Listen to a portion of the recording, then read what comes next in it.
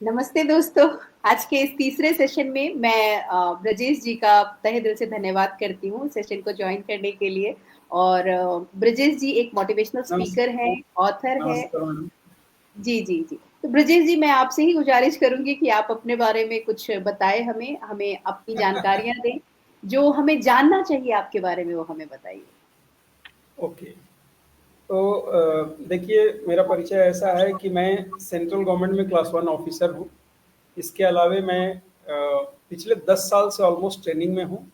मैं central government, state government के various departments के ऑफिसर की ट्रेनिंग लेता हूँ, सब्जेक्ट वाइज भी एंड आउट ऑफ सब्जेक्ट भी।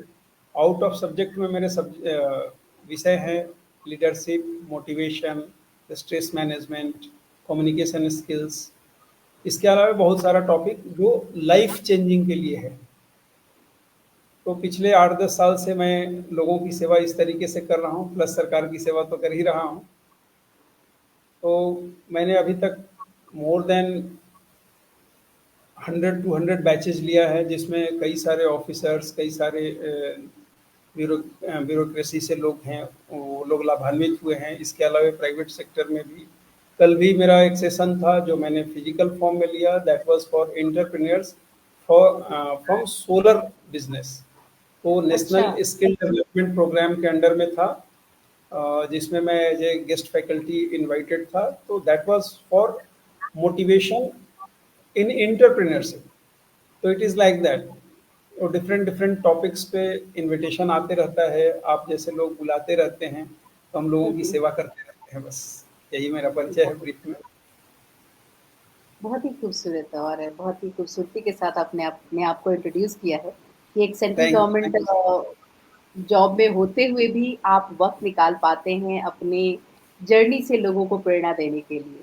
तो मैं जी। आपसे बस एक बात से शुरुआत करना चाहूँगी कि जब आप इंस्पायर करते हो लोगों को, अपनी जर्नी से प्रेरणा देते हो, तो इस प्रेरणा में आपको क्या लगता है जो लोग ले पाते हैं सबसे ज़्यादा आपसे और उसको अपने जीवन में उतार पाते हैं और किस प्रकार से उस प्रेरणा के माध्यम से वो आगे बढ़ पाते हैं?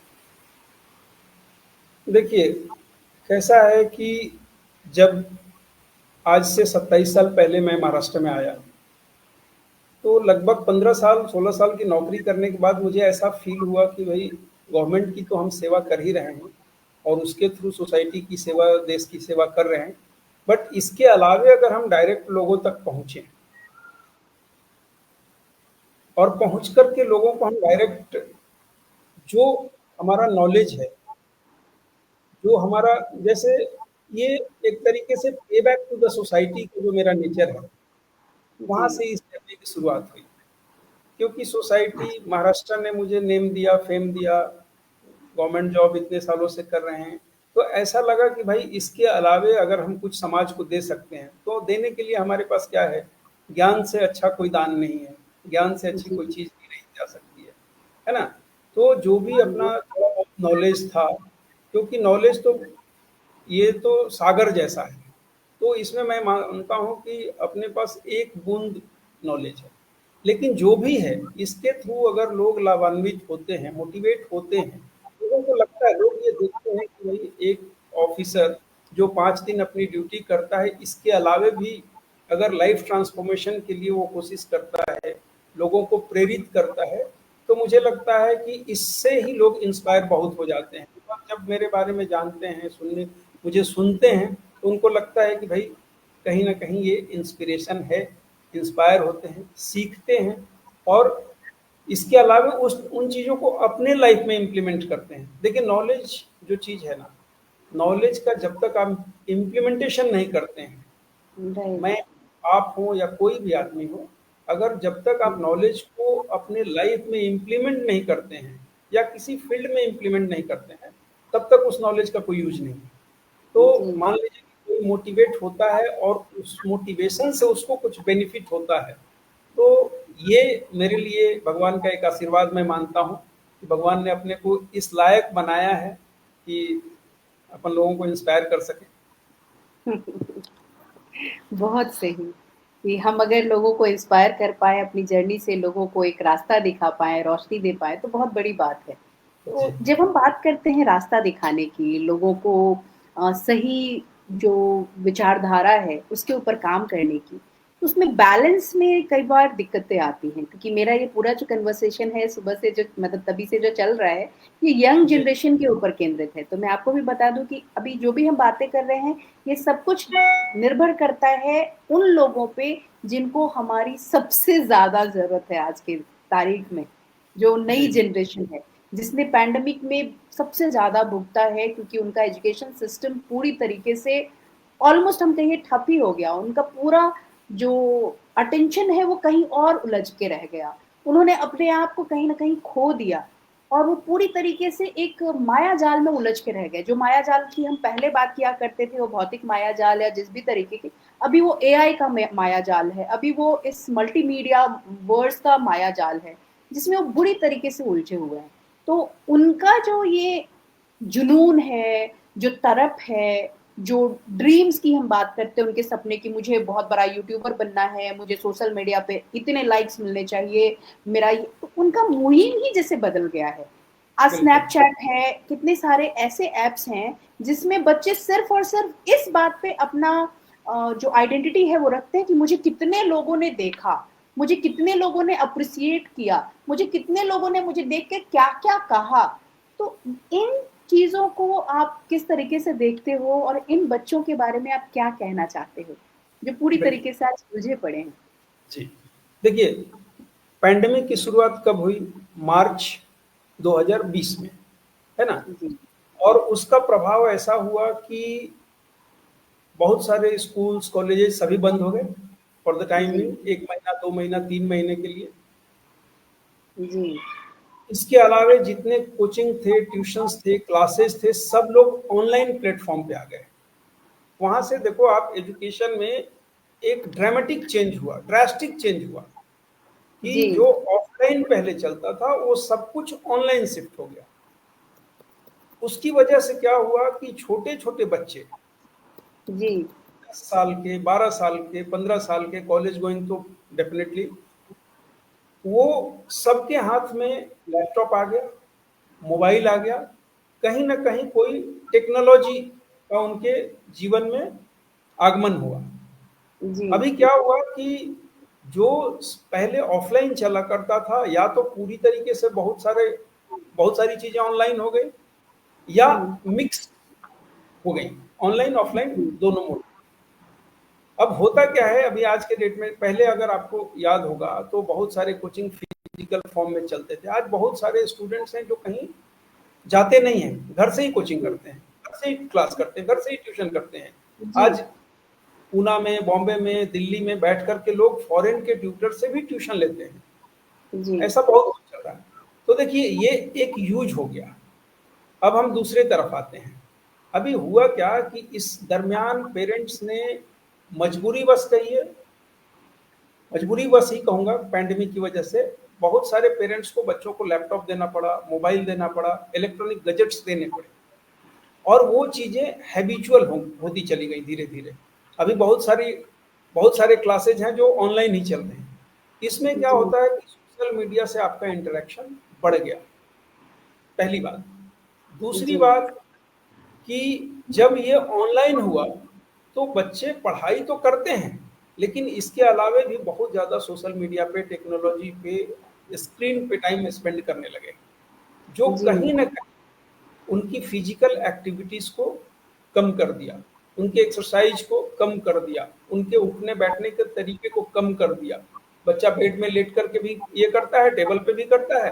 तो ये बहुत सारे ये फैक्टर्स ऐसे हैं अनुपम जी, मैं आपको बताऊँ कि इसकी वजह से जो यंग जनरेशन हुआ है, वो पूरी तरीके से प्रभावित हुआ है। मैं ऐसा नहीं जी, बोलता हूँ कि इसका पूरा दुरुपयोग ही हो रहा है या इसका जी, जी, पूरा गलत ही है, बट येस ऑफ कोर्स मैं ये मानता हूँ कि बैलेंस अगर क्रिएट नहीं हो रहा है, कहीं न कहीं बैलेंस का अभाव है, और बैलेंस अगर क्रिएट नहीं होगा तो एक बच्चा डेफ़िनिटली इस तरीके से सफ़र कर रहा है। बहुत सारे आप जी, रोज़ मैं तो रोज़ सुनते रहता हूँ, इधर बच्चे ने सुसाइड किया, उधर आईआईटी में सुसाइड किया, उधर कोटा में सुसाइड किया, तो उसका रीज़न क्या है? There is some imbalance. क्योंकि राइट, जब चीज़ें बैलेंस रहती हैं, तो इस तरीके की नौबत आती नहीं है, but there is some imbalance जो राइट। हमको देना पड़ेगा। जी। तो ये जो आप बैलेंस की बात कर रहे हो आज, क्योंकि आप भी मोटिवेशनल लेक्चर्स लिया करते हो, आप लोगों को इंस्पायर करते हो, और जी, इंस्पिरेशन के लिए, या हम अगर यूथफुल माइंड की बात करें, सबसे ज़्यादा ज़रूरत है उनके डिस्ट्रैक्टेड माइंड को, डाइवर्टेड माइंड को एक लाइन पे लाना, करेक्ट। एकाग्रचित करना। तो यही बातचीत हमारी मेरे योग गुरु सत्यपाल चुग अंकल से हुई, फिर सोमा भौमिक जी जो कि एजुकेशनल इंडस्ट्री से हैं, उनके साथ भी यही बातचीत हो रही थी। और आपके साथ जी, भी इसी बात पे केंद्रित करते हुए मैं आपसे पूछना चाहूँगी कि जब हम माइंडफुलनेस की बात करते हैं, कॉन्शसनेस की बात करते हैं, चेतन अवस्था में काम करने की बात करते हैं, तो ये चेतनता हमारे बच्चों में, हमारे बच्चे, मेरे कहने का मतलब है जो 21-22 साल के युवा हैं, वो यस। लोग भी, वो किस प्रकार से माइंडफुल हो, कैसे हम इस चीज़ को, क्योंकि आप गवर्नमेंट, आपने बताया सेंट्रल गवर्नमेंट से भी जुड़े हुए, तो आप शायद इस बात को और भी पेचीदे से बता पाओगे कि हम किस तरीके से इस स्किल को इस एजुकेशनल सिस्टम के ढांचे में ला पाए कि हमारे बच्चे माइंडफुल हो, माइंडफुलनेस प्रैक्टिसेस कर पाए, कॉन्शियस होकर के डिसीजंस लें। यस। देखिए, पहले तो ये समझना पड़ेगा कि माइंडफुलनेस है क्या? जी। तो माइंडफुलनेस है कि प्रेज़ेंट में रहना है हमको। 2 ही चीज़ें हैं, माइंडफुलनेस में आपको 2 चीज़ें सिर्फ़ ध्यान देनी है। You have to be in present, hmm. Presence presents में रहना है, और दूसरा उसमें चीज़ है कि आपको नॉन जजमेंटल रहना है। जी। ओके? तो अब प्रेज़ेंट सिनेरियो में हम कैसे रहेंगे? अभी इंसान का जो दिमाग है, जो माइंड है, ये समझिए कि पूरे 24 आवर्स में इसमें 65 से 70,000 थॉट्स आते हैं। जी। मतलब ये सेकंड भर के लिए भी शांत नहीं रहता है। अब जब जो माइंड शांत नहीं रहता है, जो दिमाग इतना चंचल है, इतना आगे की, पीछे की, भविष्य की, भूत की बातें सोचता है, तो हम्म। उसको माइंडफुल बनाना बहुत कठिन है, आसान नहीं है। जी। लेकिन इसको प्रैक्टिस से किया जा सकता है। जैसा कि आपने बताया कि योग गुरु आपके साथ थे पहले सेशन में हम्म। हमारे। जी। तो योग गुरु, योगा एक ऐसा चीज़ है, मेडिटेशन एक ऐसा चीज़ है, जिसके थ्रू आप बहुत सारे मेडिटेशन में आप क्या करते हैं? मेडिटेशन में आप ब्रीदिंग एक्सरसाइज करते हैं, साँसों पर अपने ध्यान केंद्रित करते हैं।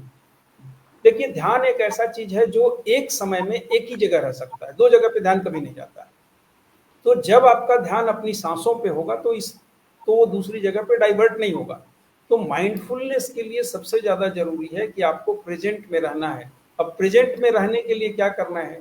आप या तो ब्रीथिंग एक्सरसाइज करें, या किसी ऐसे एक्टिविटी में रहें, जैसे खिलाड़ी, जब फुटबॉल का खेल होता है तो आप देखेंगे कि हर खिलाड़ी सिर्फ़ गेंद के पीछे भागता है, तभी उसके दिमाग में दूसरा कुछ नहीं होता है।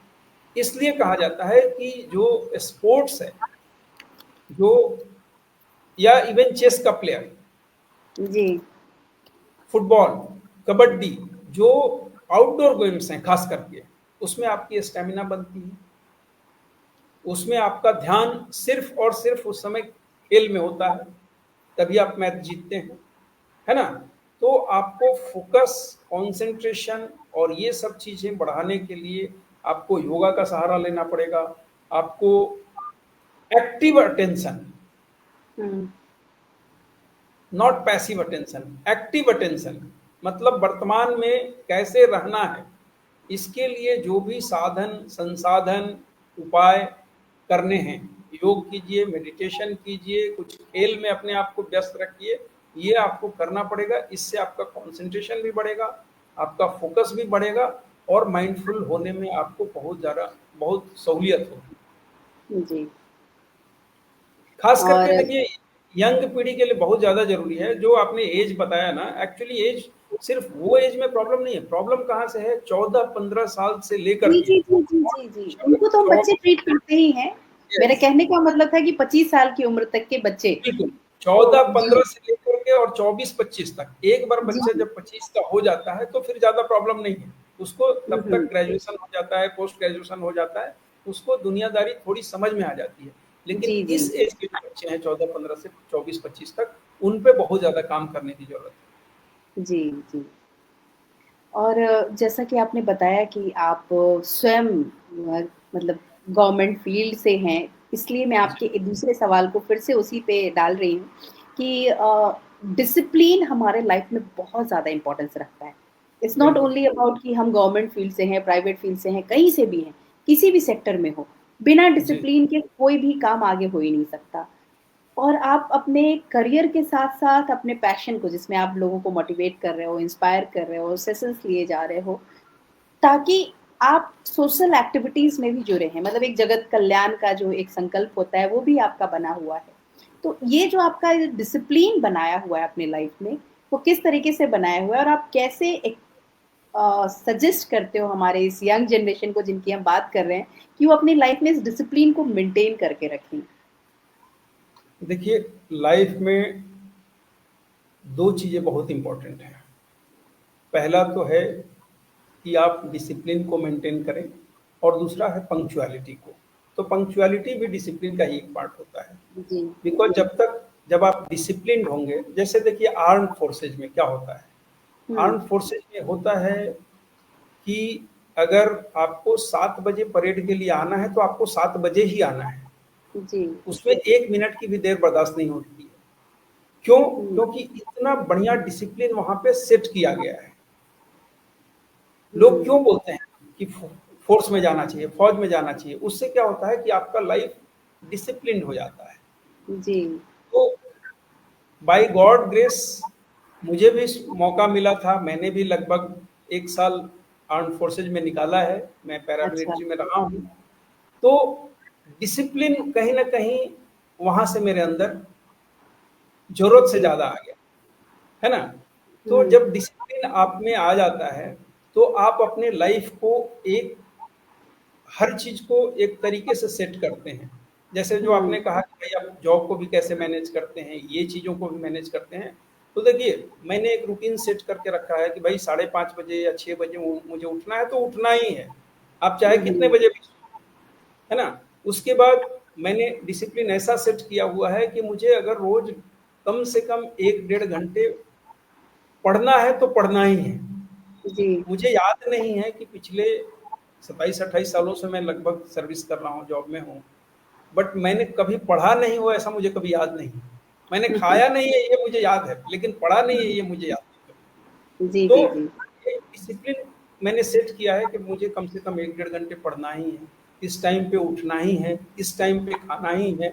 तो इससे क्या होता है कि चीज़ें बहुत आसान हो जाती हैं। तो यंग जनरेशन के लिए भी मेरा ये सजेशन रहेगा कि भई चाहे आप स्कूल में हो, चाहे आप कॉलेज में हो, चाहे आप कॉम्पिटिटिव एग्ज़ाम्स की तैयारी कर रहे हो। यंग जनरेशन यही 3 काम करता है, स्कूल, कॉलेज नहीं तो कॉम्पिटिटिव एग्ज़ाम्स की तैयारी। हुँ, पर्टिकुलरली जब आप ये तीनों कर रहे हैं, तो आपके लिए डिसिप्लिन बहुत ज़्यादा ज़रूरी है।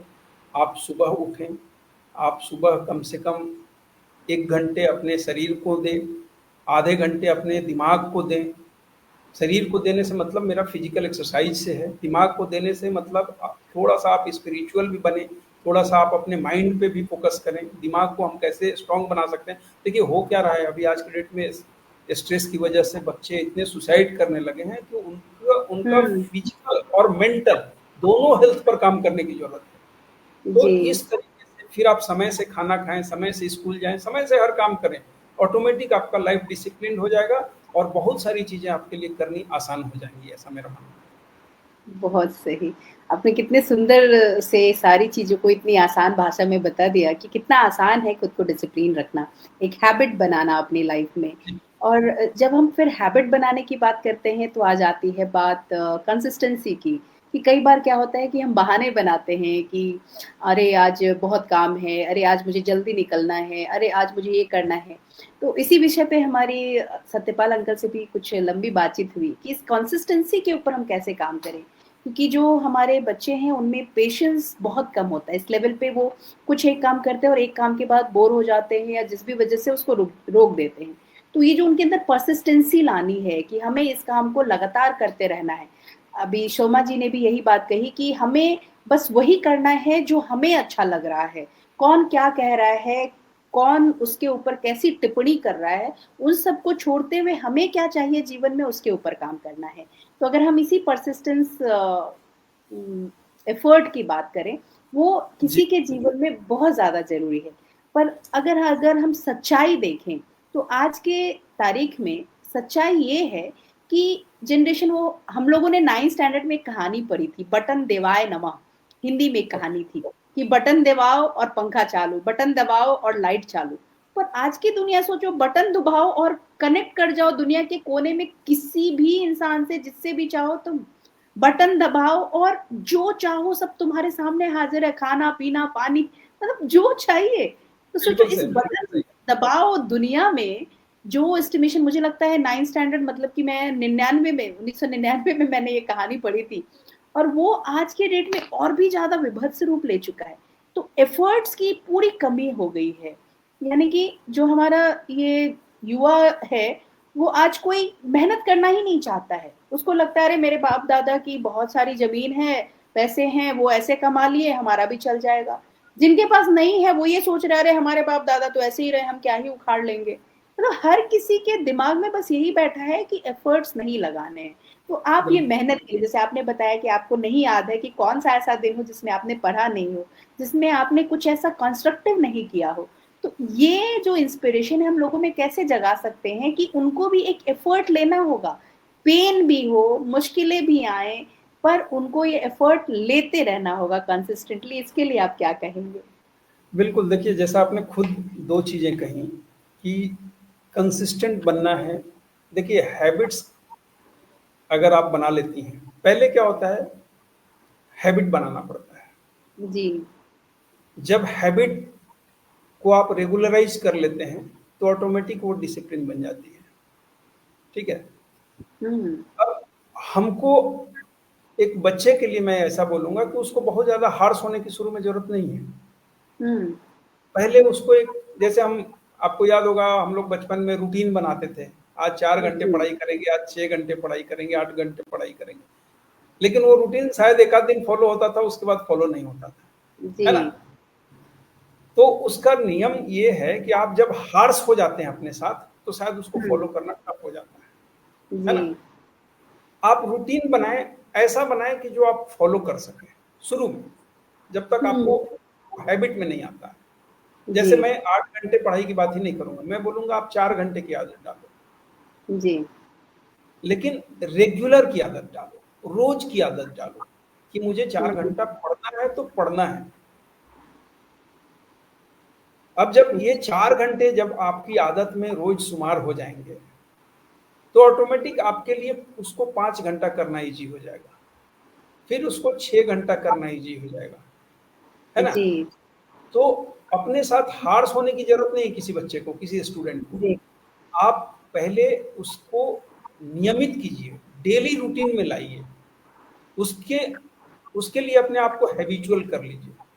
Ones the things are habitual, आप उन चीज़ों से रोज़ रूबरू होने लगे, तो आपको उसमें आनंद आने लगेगा कि नहीं, पढ़ने में मुझे तो कोई फ़ोर्स नहीं करता है कि आपको पढ़ना है, फिर भी वो मेरी हैबिट में है ना? तो वैसे मैं सबको बोलता हूँ, जो भी स्टूडेंट्स हैं, आप जिस भी क्लास में हो, आप 9वीं 10वीं के स्टूडेंट हो, आप 11वीं 12वीं के, या आप कॉलेज के स्टूडेंट हो, या कॉम्पिटिटिव एग्ज़ाम्स की तैयारी कर रहे हैं। जो आपका सिलेबस है, उसके हिसाब से अपने आवर्स को बाँटिए। अपने फिज़िकल हेल्थ पे ध्यान देना है, अपने मेंटल हेल्थ पे ध्यान देना है। आपकी रूटीन में, आपके डिसिप्लिन में, आपके हैबिट में ये सभी चीज़ें आनी चाहिए। सिर्फ़ पढ़ाई से नहीं होने वाला है। आपको सोशल भी होना है। आजकल बच्चों को जी। देखा जाता है कि भाई आपके घर में कोई आता है, आप इंटरैक्ट नहीं करते हो। ये हर घर की समस्या है, मोस्टली घरों में मैं देखता जी। हूँ। जी। जी। या जी। अपने कमरे में पड़ा हुआ है, अपना अपने बुक्स को देख रहा है, या टीवी देख हम्म। रहा है, या जो भी कर रहा है, बट वो सामने आएगा भी नहीं। अगर पेरेंट्स ने फ़ोर्स किया, तो एक बार आएगा, मिल करके वो 1-2 मिनट में चला जाएगा, ना हाय हेलो करेगा, बस उससे ज़्यादा कुछ भी नहीं करेगा। ये मोस्टली घरों की समस्या है। मैं रात-दिन ये देख रहा हूँ। तो सबसे ज़रूरी है कि as a parent, hmm. Parents को भी ध्यान देने की ज़रूरत है। देखिए होता क्या है, मैंने बहुत सारे पेरेंट्स को देखा है, ख़ास करके छोटे बच्चों के पेरेंट्स को देखा है कि मदर्स को देखा है, फादर्स को देखा है कि लोग अपने काम में इतने बिज़ी होते हैं कि बच्चे पे ध्यान नहीं देते हैं। उसको आपने मोबाइल पकड़ा दिया, हैं? बच्चा मोबाइल देख रहा है और खाना खा रहा है। आप उसको मतलब शुरू से ही टेम्प्टिंग कर रहे हैं, है ना? जी। तो ये सब चीज़ें कहीं न कहीं इमोशनल अटैचमेंट को भी खत्म कर रही हैं, दूर कर रही हैं। बच्चे और पेरेंट्स आज के डेट में इमोशनली अटैच्ड नहीं है। सबसे जरूरी है कि आप बच्चे के साथ अपने इमोशनली अटैच हो। उसके जी। लिए आपको उसको समय देना पड़ेगा। समय हम्म। देंगे, जब आप उसके साथ शामिल होंगे हर चीज में, तो बच्चा आराम से अपनी हैबिट को भी डेवलप करेगा, डिसिप्लिन को भी डेवलप करेगा। एज ए पेरेंट आपको, आपके लिए चीजें आसान हो जाएंगी। तो ये मेरा मानना है कि भाई इस तरीके से आप एक कंसिस्टेंट बिहेवियर को धीरे धीरे आप ला सकते हो, न कि अचानक से उसमें आप चेंज कर सकते हो। जी। तो इसमें आपको क्या लगता है कि जो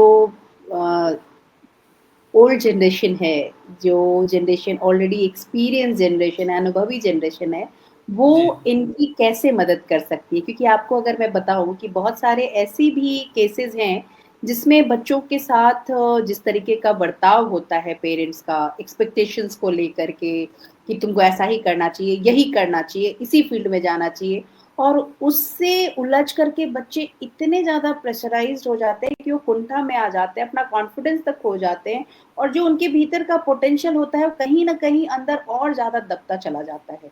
तो बिल्कुल। आप ऐसे जनरेशन को जो अपने आप को अपना वर्चस्व मान रहे हैं, ये मान रहे हैं कि जो कुछ भी हासिल किया है उन्होंने हासिल किया है, और ये जो जनरेशन है, क्योंकि हम ये बात हमें माननी होगी कि कितना कुछ हमारी जनरेशन ने खोया है उन 3 साल के पैंडेमिक का जो ड्यूरेशन रहा, जिसमें इनका एजुकेशन सिस्टम पूरी तरीके से बहुत ज़्यादा आहत हुआ है। और जैसा आपने भी बताया कि जिसमें खुद उत्सुकता हो, ऑनलाइन भी सेशंस कर सकता है अटेंड, ऑनलाइन भी बहुत कुछ सीख सकता है क्योंकि वो सेल्फ मोटिवेटेड है। पर अगर हम बात करें तो हमारे इस बच्चों की अगर बात करें तो ज़्यादातर बच्चे, मैं कोई लिमिटेड परसेंटेज नहीं बता सकती, पर ज़्यादातर बच्चे ऐसे होते हैं जो सेल्फ मोटिवेटेड नहीं होते, उनको हेल्प की ज़रूरत होती है। पर वो ड्यूरेशन ही ऐसा था कि सब अपने आप में व्यस्त थे और बच्चा कहीं न कहीं उलझ जा रहा था। फिर आपने ज़िक्र भी किया, उसी की वजह से जो इम्पैक्ट क्रिएट हुआ है, बच्चे आज इतनी ज़्यादा कुंठा में आ गए हैं कि सुसाइड केसेस बढ़ गए हैं, डिप्रेशन के केसेस बढ़ गए हैं, बच्चों का अटेंशन स्पैन कम हो गया है, गलत-गलत चीज़ों में बच्चे ज़्यादा इन्वॉल्व हो रहे हैं। और इसमें अगर आप देखोगे तो ज़्यादा रोल उस जनरेशन का है जो अपना वर्चस्व दिखा रही है, जो ये कह रही है कि हमारे ज़माने में तो ये सब था, आपके ज़माने के बच्चे ही ऐसे हैं, ये जनरेशन ही ऐसा है। उन लोगों के लिए आप क्या कहना चाहोगे? उस जनरेशन के लिए आप क्या कहना चाहोगे? बिल्कुल, बिल्कुल, बिल्कुल। देखिए, कैसा होता है कि हमारी एक्सपेक्टेशन बच्चों से बहुत ज़्यादा होती है, जी। और ये एक्सपेक्टेशन रखना ही सबसे गलत है। हुँ, क्योंकि हर बच्चे में अपनी प्रतिभा है, अपना उसका मेरिट है, अपना उसका टैलेंट है। हुँ, ज़रूरी नहीं कि आपने जो कर लिया बच्चा वही करेगा या उसी फ़ील्ड में आगे बढ़ेगा। जी। मेरे खुद के 2 बच्चे हैं, हुँ, हुँ। दोनों में से कोई गवर्नमेंट जॉब में नहीं आना चाहता है। अच्छा। उनका अपना पैशन है, जी। और मैंने कभी उस चीज़ को फ़ोर्स करने का, थोपने का कोशिश नहीं किया। हुँ, हुँ। उसका रीज़न ये है कि बच्चों के टैलेंट को आपको पहचानना पड़ेगा। हुँ, हुँ। उनके साथ आपको फ्रेंड भी होना पड़ेगा, गाइड भी होना पड़ेगा उनका, टीचर भी होना पड़ेगा उनका, और मेंटर भी होना पड़ेगा। जी। बच्चे का सबसे पहला टीचर कौन होता है? उसकी मदर होती है। जी। दूसरा टीचर उसका फादर होता है, बाद में स्कूल का टीचर होता जी। है ना? अगर आपने बच्चे की टीचिंग से ज़्यादा मेंटरिंग सही करी, हुँ। ठीक है? बच्चा अच्छा करेगा ही करेगा। बच्चे के आप दोस्त बनिए, लेकिन उस दोस्ती कैसी होनी चाहिए कि बच्चा आपको रिस्पेक्ट भी करे, वो समझे कि ये मेरे पेरेंट हैं, ये मेरे टीचर हैं, ये मेरी मदर हैं। तो मेंटरिंग जब आप सही तरीके से करेंगे, कहीं न कहीं देखिए मेंटरिंग का अभाव है। जहाँ जी। मेंटरिंग है वहाँ सभी बच्चे अच्छा कर रहे हैं। जी। लेकिन जब आप चीज़ों को सिर्फ फ़ोर्स करेंगे, थोपेंगे, तो बच्चों को क्या लगेगा कि भई मेरे पर चीज़ें थोपी जा रही हैं। लेकिन बच्चे हुँ। को तरीके से अगर आप सही तरीके से एक्सप्लेन करेंगे, बच्चे को समय देंगे, सबसे ज़्यादा ज़रूरी है बच्चों को समय देना। हुँ। उनके उन उनका दोस्त बनना। मतलब जी, वो स्कूल में क्या कर रहे हैं, कॉलेज में क्या कर रहे हैं, वो आपसे आकर के शेयर करना चाहिए। आपका बच्चा गलत संगत में तो नहीं है, आपका बच्चा जी, गलत आदत का शिकार तो नहीं है। जब ये चीज़ें सही तरीके से अगर हर घर में हो जाएँगी, तो मुझे नहीं लगता है कि किसी तरह की समस्या आएगी। बहुत सारे ऐसे केसेज़ हैं जहाँ पे सुसाइडल डिप्रेशन का केस हुआ है। उसमें देखिए कि कहीं न कहीं बच्चा पेरेंट्स के साथ कुछ शेयर नहीं करा है। जी। या लड़की है तो उसने अपनी मदर के साथ या फादर के साथ शेयर नहीं करा है। तो हुँ, इस हुँ। गैप कहीं न कहीं हमको as a parent, as a teacher, as a mentor कहीं न कहीं कम करना पड़ेगा। और इसमें जो हमारा जनरेशन है, मतलब जो ओल्डर जनरेशन है, जो बड़े लोग हैं, उनको इस पे काम करना पड़ेगा, समय देना पड़ेगा। जी। तो ये जो समय देने की आप बात कर रहे हैं और पेरेंट्स का रोल है, टीचर्स का रोल है। आपने ऑलरेडी कहा कि जो पेरेंट्स हैं उनका रोल पहले आता है, फिर टीचर्स का रोल आता है। तो बिल्कुल, पेरेंट्स बिल्कुल। के रोल भी निश्चित हैं, उनको भी जानना, जागरूक बनना बहुत ज़रूरी है।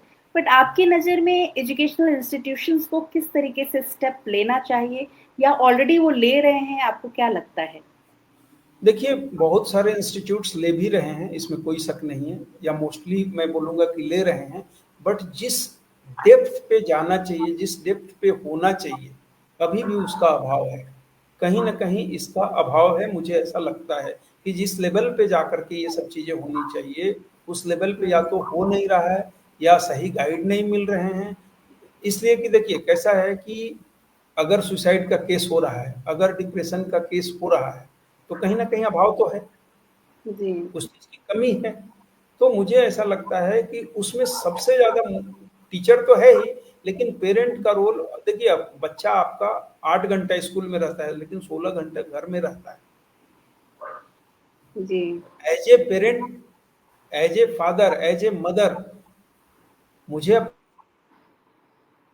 बच्चे को कैसे स्ट्रॉन्ग बनाना है, टीचर से कैसे बिहेव करने सिखाना है, स्कूल में कैसा हुँ, बर्ताव करना है फ्रेंड्स के साथ या बाकी लोगों के साथ, सोसाइटी में कैसे बिहेव करना है, डेफिनिटली स्कूल सिखाता है, बट स्कूल से ज़्यादा बच्चा घर में रहता है। तो मुझे ऐसा लगता है कि स्कूल का तो रोल है ही, लेकिन पेरेंट्स का भी रोल उतना ही इक्वली इम्पोर्टेंट है। मुझे टॉक से एक और चीज़ जी। लगता है, जैसे आपको याद होगा कि पहले बिफोर 2000, आई डोंट नो अभी के सिलेबस में कितना इसको इनकॉर्पोरेट किया गया है, लेकिन हम लोग मोरल स्टोरीज पढ़ते थे, मोरल वैल्यूज की जी, बुक्स जी, होती जी, थी, जी। है ना? हुँ, हुँ। तो उन सब चीज़ों को बच्चों को शुरू से एटलीस्ट चौथी 5वीं क्लास से बच्चों को जागरूक करना पड़ेगा, पढ़ाना पड़ेगा, उस पे फ़ोकस करना पड़ेगा, उससे संबंधित एक्टिविटीज़ कराना पड़ेगा, उनको सिखाना पड़ेगा कि भई ये चोरी है, ये लालच है, ये गलत चीज़ है, ये इनडिसिप्लिन है, ये बड़ों का सम्मान करना नहीं इसको बोलते हैं। तो ये सब चीज़ें आप सिखाएँगे तो ऑटोमेटिक धीरे-धीरे माहौल बदलेगा। और मैं तो ऑप्टिमिस्टिक आदमी हूँ, मुझे लगता है कि सब कुछ अच्छा हो जाएगा। जी, जी, जी, बहुत सही कह रहे हैं आप। और हो भी रहा है, आपने ये भी सही कहा कि बहुत सारे इंस्टीट्यूशंस ऑलरेडी स्टेप्स ले रहे हैं। पर जी। उदासीनता इस बात की है कि ज़्यादातर इंस्टीट्यूशन अभी भी इस होड़ में बहुत ही पीछे हैं और जब हम मेंटल हेल्थ की बात करते हैं, इमोशनल हेल्थ की बात करते हैं, ये आज के डेट में भी इग्नोर्ड है। सीबीएसई ने और बड़े-बड़े जो हमारे एजुकेशनल जो डिसीजंस इंस्टीट्यूट्स। लेते हैं, उन्होंने फिजिकल हेल्थ को तो मैंडेटरी कर दिया कि हर स्कूल में स्पोर्ट्स कंपल्सरी है, हर रोज स्पोर्ट्स होना चाहिए, टाइम टेबल में स्पोर्ट्स ऐड होना चाहिए, योग ऐड होना चाहिए, तो उन्होंने ये तो करवा दिया अब। हो सकता है आगे के कुछ सालों में इमोशनल हेल्थ भी इसी तरीके से इन्वॉल्व हो जाए, क्योंकि हम देख पा रहे हैं कि बच्चे सब कुछ सही होने के बावजूद भी आपको भी याद होगा कि जब हम छोटे हुआ करते थे और जब किसी बात का डर होता था कि टीचर आज डाँटने वाली है या अपने आप ही पेट दर्द होने लगता था। ऐसा नहीं है कि हम झूठ कहते थे कि पेट दर्द हो रहा है। पेट दर्द बिल्कुल। होता था, दाँत दर्द होता था, तो वो साइकोसोमैटिक जिसको हम कहते हैं कि पेन अपने यस। आप एक्टिवेट हो जाता है, जो हमारे बच्चे फ़ील कर रहे हैं आज भी और इमोशनल हेल्थ की बहुत ज़्यादा अवेयरनेस की ज़रूरत है। तो इस केस में क्योंकि आप भी ऑलरेडी सेशंस ले रहे हो और मैं भी इस मुसीबत से बहुत ज़्यादा उलझी हूँ, ये भी एक टॉपिक ऑफ डिस्कशन था मेरा सोमा जी के साथ जिसमें मैंने कहा कि मैं कभी-कभी बहुत ही डिसअपॉइंटेड फ़ील करती हूँ, एज़ अ फेलियर फ़ील करती हूँ कि भई क्या ही कंट्रीब्यूट करें, क्योंकि कंट्रीब्यूशन को लेने के लिए कोई तैयार नहीं है। इतना इन्वेस्टमेंट किया टाइम का, बहुत कुछ लगा करके मिलने की बात की जो एजुकेशनल इंस्टीट्यूशंस हैं, पर इनको जैसे लगता है कि ये लास्ट प्रायोरिटी है, या प्रायोरिटी में है ही नहीं, प्रायोरिटी लिस्ट में इमोशनल हेल्थ से बिल्कुल, कोई लेना देना नहीं है। कभी अगर हुआ भी बिल्कुल। तो साथ में एक सेशन करवा लिया।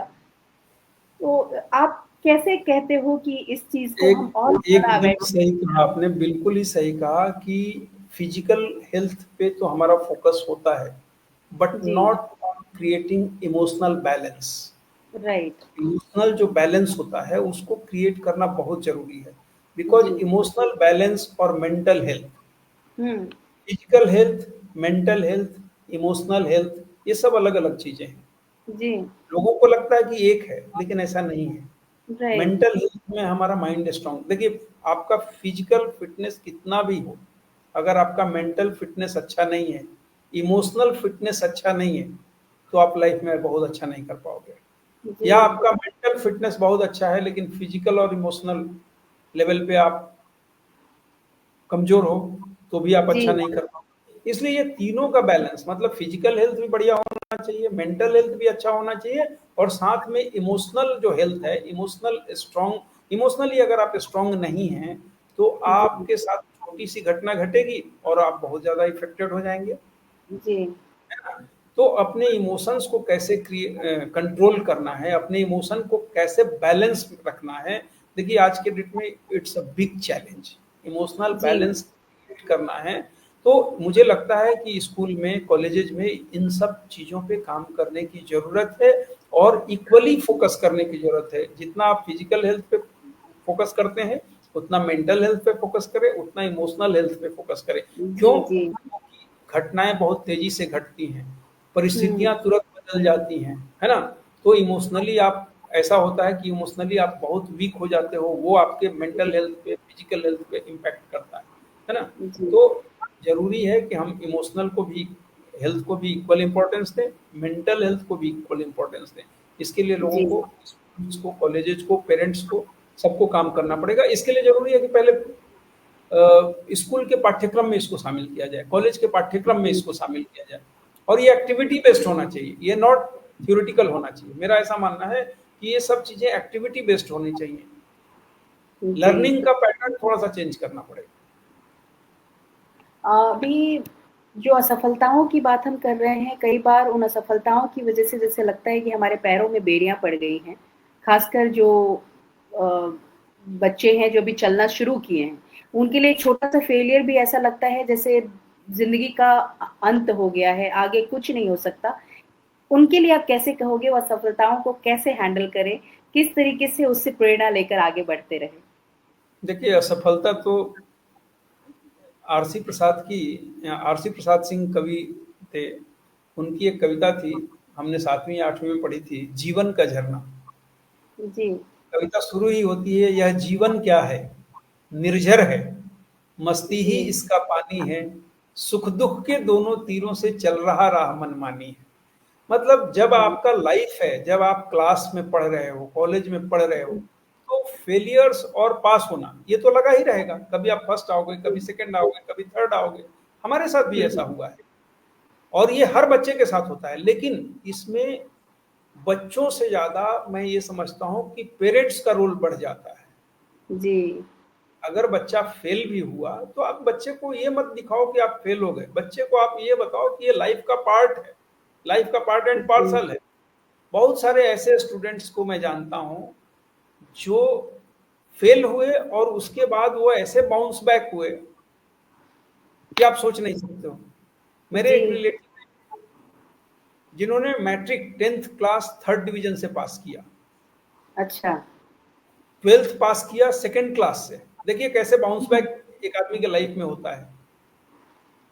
ग्रेजुएशन उन्होंने किया फर्स्ट क्लास से, मास्टर्स में गोल्ड मेडलिस्ट, और फर्स्ट टाइम में आईएएस बने, फर्स्ट अटेम्प्ट में। जी।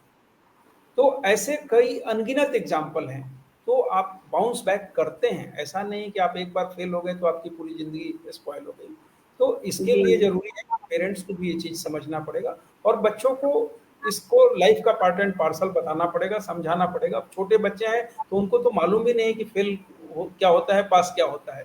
तो आप इस तरीके से ध्यान नहीं दें कि बच्चा फेल हो गया, आप ये ध्यान दें कि ठीक है, चलो अगली बार। ऐसा कुछ जिंदगी में एक क्लास में फेल हो जाने से या एक सब्जेक्ट में फेल हो जाने से आदमी जिंदगी में फेल हो गया, ऐसा कुछ भी नहीं है। जिंदगी बहुत लंबी है और इसमें बहुत ज्यादा मतलब इसको अपलिफ्ट किया जा सकता है। जी। Failures are the pillars of success. So failures are actually the first step to move ahead. अभी जैसे मैं बार-बार जो बातें हुई हैं उनको भी समराइज़ करते जा रही हूँ। सोमा जी से भी यही बात हुई थी कि जब हम फेल होते हैं, जो पेन होते हैं, वो असल में हमारे लिए एक टर्निंग पॉइंट होते हैं, जो हमें यस, एक नया रास्ता, एक नया पथ प्रदान करते हैं। और ऑलरेडी आपसे बहुत सारी बातें हो रही हैं, बहुत सारी चीज़ें आपने भी शेयर किया है, जो अगर हम थोड़ा बहुत भी अमल करें अपने जीवन में, तो जी, रास्ता बड़ा ही आसान लगेगा और जीवन बहुत ही खूबसूरत होता जाएगा। तो बिल्कुल। कुछ-कुछ चीज़ों को अगर हम फिर से समराइज़ करके देखें, तो पहली बात है कि अपने जीवन को उस तरीके से जियो कि बस यही अंतिम घड़ी है, जीवन का अंतिम क्षण यही है। और एक-एक चीज़ को पूर्ण रूप से एन्जॉय करते हुए जियो। यस, ये बिना सोचे हुए। बी जी, mindful, be in present. Right. So जो भी प्रेजेंट मोमेंट है आपको उसको भरपूर जीना है। जी।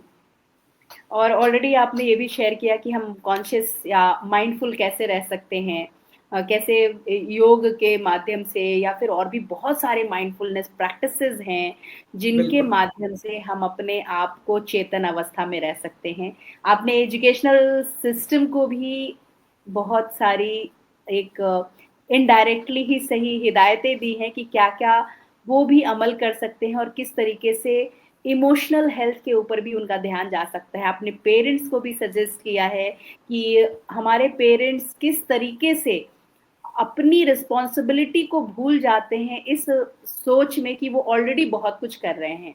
नो डाउट वो कर रहे हैं, बहुत कुछ कर रहे हैं, अपने हिसाब से उनका जो कुछ भी बन पा रहा है, कर पा रहे हैं, पर कहीं न कहीं उनसे जो चूक होती है, उसमें सबसे बड़ी चूक यही है कि वो अपने बच्चे को समझ ही नहीं पाते, वो अपने बच्चे को सुनते ही नहीं हैं, इग्नोर करते जाते हैं। तो ये सारी बातें आपसे करके हमें बहुत ही अच्छा लगा, बहुत कुछ सीखने, समझने को मिला। उम्मीद है जो लोग भी सुन पा रहे हैं या सुन पाएँगे, उनको भी अच्छा लगेगा। और इस शॉर्ट नोटिस पे आने के लिए आपका फिर से बहुत-बहुत धन्यवाद। अंत में आपसे गुज़ारिश करूँगी कि आप बस अपनी जीवन की जो यात्रा है, उसमें आपके पथ पे जो कुछ भी पथ प्रदर्शक बने, जिसने भी आपको प्रेरित किया अपने जीवन में अनुशासित रहने के लिए, अपने जीवन में मोटिवेटेड रहने के लिए, उनके बारे में थोड़ा हमारे साथ शेयर करें। अ, ऐसे तो बहुत लोग हैं बट मैं बहुत ज़्यादा प्रभावित हुआ था, ये जो मैंने एक स्टोरी बताई आपको। जी। हाँ, ये मेरे एक रिलेटिव ही थे। तो एक तो वो उनके जीवन से मैंने बहुत प्रेरणा ली और एक मेरे और सीनियर थे हुँ, हुँ। जो कि विकट परिस्थितियों में मैं नाम सिर्फ नहीं लूँगा, बाकी मैं स्टोरी बता देता हूँ। हुँ, हुँ। जब वो 10th में पढ़ते थे, हुँ। तो उनके फादर की डेथ हो गई। जब वो 12th में पढ़ते थे, तो उनके भाई की डेथ हो गई। और जी, ऐसी परिस्थितियों में उन्होंने अपना 10th किया, 12th किया। बैड लक ऐसा रहा कि उनका आईआईटी में नहीं हुआ, जी। लेकिन उसके बाद उन्होंने बीएससी किया। बाद में वो एमएससी आईआईटी दिल्ली में करने चले गए। तो हुँ। जब वो आईआईटी दिल्ली में थे तो मैं उनके संपर्क में आया था, वो मेरे सीनियर थे स्कूल में। जी, तो उनका जो रूटीन मैंने देखा आईआईटी में, जहाँ सभी लड़के मोस्टली रात को जगते हैं, जी। वो उस ज़माने में भी 10 बजे रात को सो जाते थे। उनके साथ मुझे 2-3 दिन रहने का मौका मिला था और वो उस चीज़ ने मुझे बहुत प्रेरित किया। वो 10 बजे सोते थे और 4 बजे सुबह जगते थे। डेढ़ 2 हुँ, घंटे पढ़ने के बाद वो दौड़ने के लिए चले जाते थे या फिजिकल एक्सरसाइज वगैरह के लिए चले। इतना जी। बढ़िया उनका रूटीन था, पूरे आईआईटी में उनका यूनिक रूटीन था। अच्छा। हाँ, और बाद में you will not believe he was doing PhD from IIT Delhi. हुँ, और बाद राइट। में फर्स्ट अटेम्प्ट में उन्होंने सिविल सर्विसेज किया और आईएएस हुँ, में 40वां रैंक लेकर के आए, फर्स्ट अटेम्प्ट। वाह! तो he is a person with whom I am very much inspired. हैं, जी, उड़ीसा कैडर के आईएएस हैं मिस्टर देवरंजन कुमार सिंह, जी, तो माय सीनियर। तो ऐसे-ऐसे लोग हैं जो कि बहुत इंस्पायर, जिनके जीवन से आप अपने आप प्रेरणा ले सकते हैं। जी, तो ऐसी ये स्टोरी है। ये जी, 2-3 लोग हैं। ऐसे तो बहुत सारे लोग हैं, बट ऑफ कोर्स 2-3 लोग मेरे जीवन पर बहुत अच्छा प्रभाव छोड़ कर के गए हैं, या जिनके जिनके जीवन जिनकी स्टोरी का मेरे पर अच्छा प्रभाव है। जी, जी, जी। बहुत ही बढ़िया और आपसे सुनकर बहुत अच्छा लगा कि आपके जीवन में जो कुछ भी हुआ और जिन लोगों से भी आपने प्रेरणा ली, उनके यात्रा से आपकी यात्रा भी मंगलमय रही। तो इसी के जी, साथ हम आज के सेशन को विराम देंगे और आपका फिर से तहे दिल से धन्यवाद करूँगी। थैंक यू धन्यवाद। सभी दर्शकों का, सब लोगों का बहुत-बहुत धन्यवाद। Thank you. सबका धन्यवाद, सबका धन्यवाद।